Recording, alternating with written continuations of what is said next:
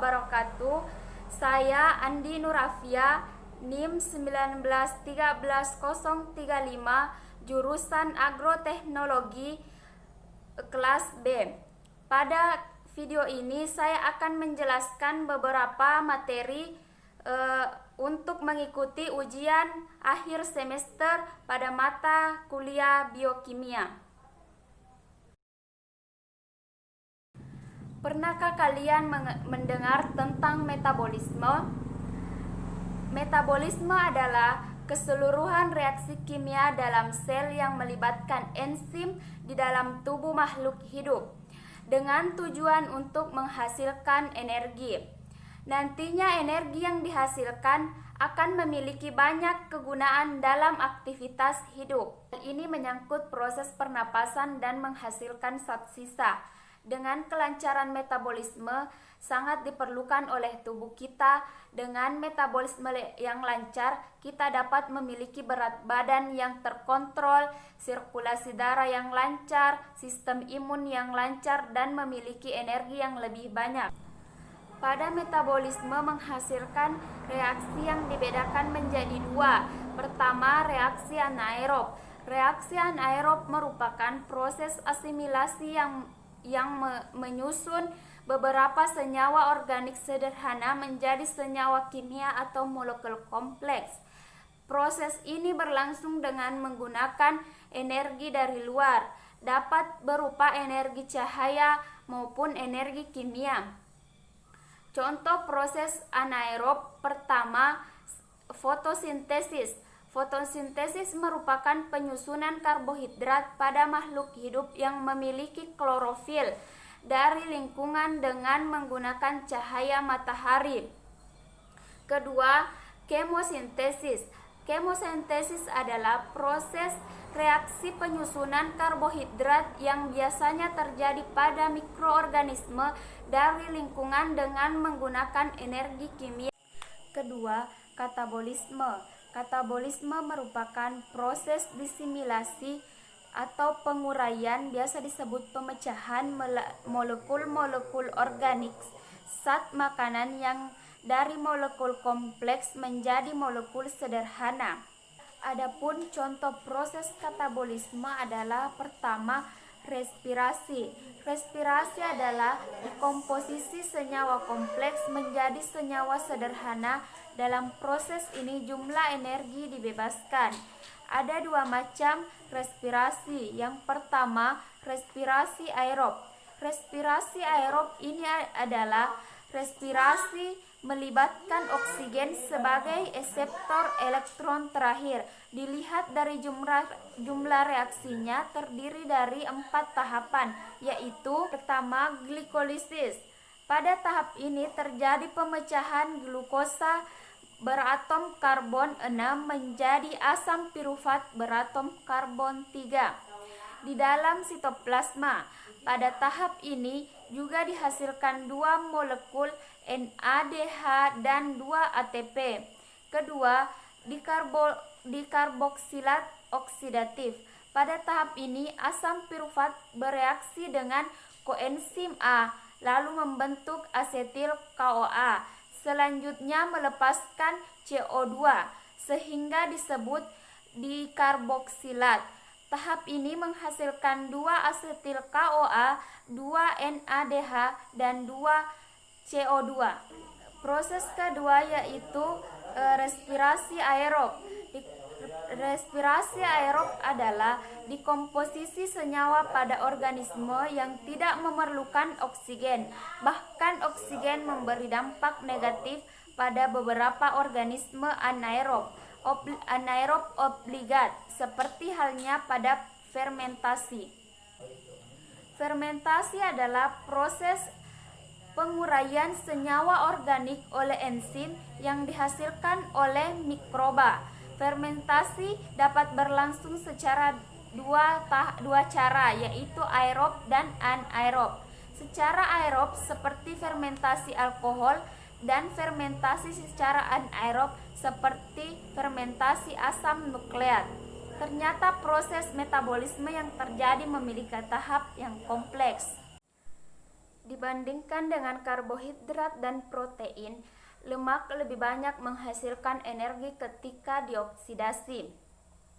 Satu contoh, satu molekul asam lemak dengan atom 6 asam heksanoat yang dioksidasi secara sempurna dapat menghasilkan 44 ATP. Sementara itu, glukolisis juga mempunyai 6 atom C hanya menghasilkan 36 ATP.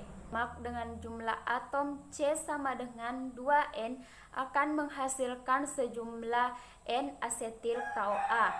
Dengan demikian, asam heksanoat C6 menghasilkan 3 molekul asetil-CoA.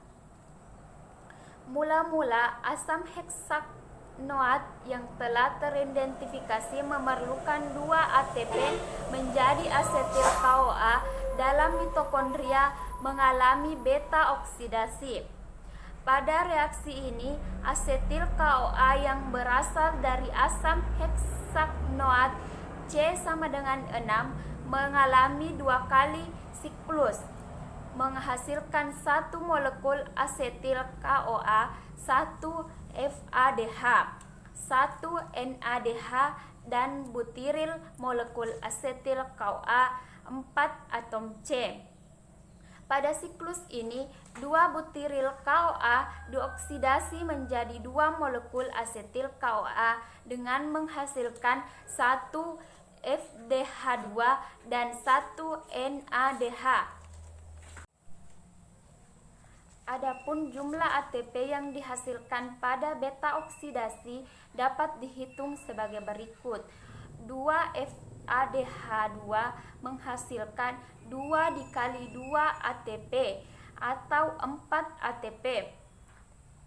2 NADH menghasilkan 2 dikali 3 ATP atau 6 ATP, sehingga jumlah keseluruhannya adalah 10 ATP. Oleh karena itu,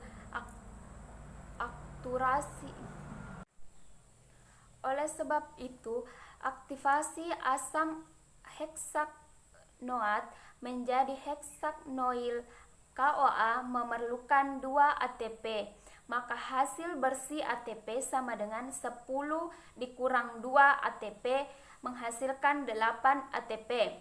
Sedangkan 3 molekul asetil-CoA akan memasuki daur Krebs dan mengalami oksidasi sempurna menjadi CO2 dan H2O.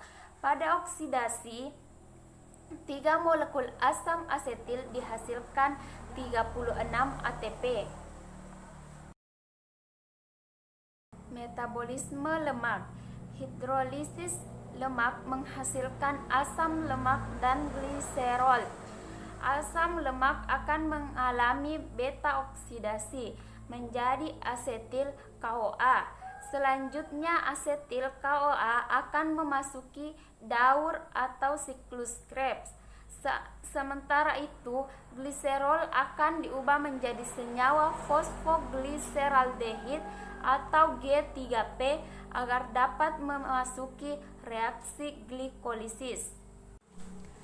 Jadi, oksidasi asam lemak menghasilkan 44 ATP. Hal ini juga menunjukkan bahwa makin panjang rantai karbon yang menyusun asam lemak, energi yang dihasilkan makin besar pula. Senyawa lain dari hasil hidrolisis lemak dapat memasuki jalur glikolisis setelah diubah menjadi gliseraldehid 3-fosfat atau PGAL. Selanjutnya, PGAL akan diubah menjadi PEP. PEP harus diubah menjadi asetil-CoA agar dapat memasuki daur Krebs dan reaksi oksidasi. Gliserol juga dihasilkan cukup banyak energi, yaitu sekitar 36 ATP. Untuk uji lemak pada bahan makanan, kita memerlukan alat dan bahan sebagai berikut. Pertama, kertas, kedua, pulpen, dan yang ketiga adalah tusuk gigi atau bisa digantikan dengan lidi. Kemudian bahan yang digunakan adalah nasi putih, tomat, dan kita menggunakan mentega. Pertama-tama kita harus menyiapkan alat dan bahan terlebih dahulu. Kemudian kedua, kita beri label pada kertas.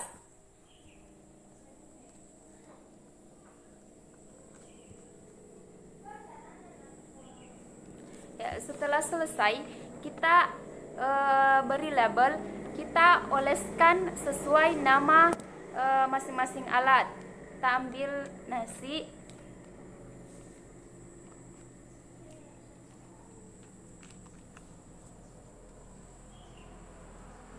bagusnya pakai.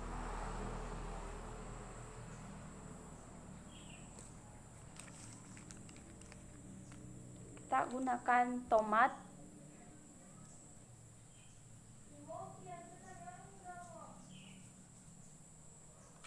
dan kita oleskan mentega.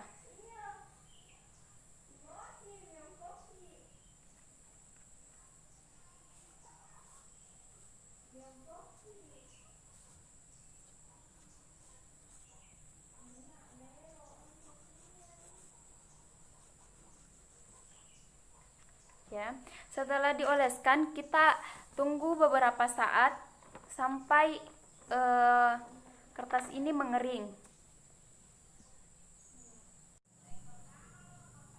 Setelah didiamkan beberapa saat, kita amati pada kertas terjadi perubahan warna di beberapa bahan makanan. Dilihat di nasi putih tidak terjadi perubahan warna pada kertas, tetapi nasi menjadi mengering pada kertas.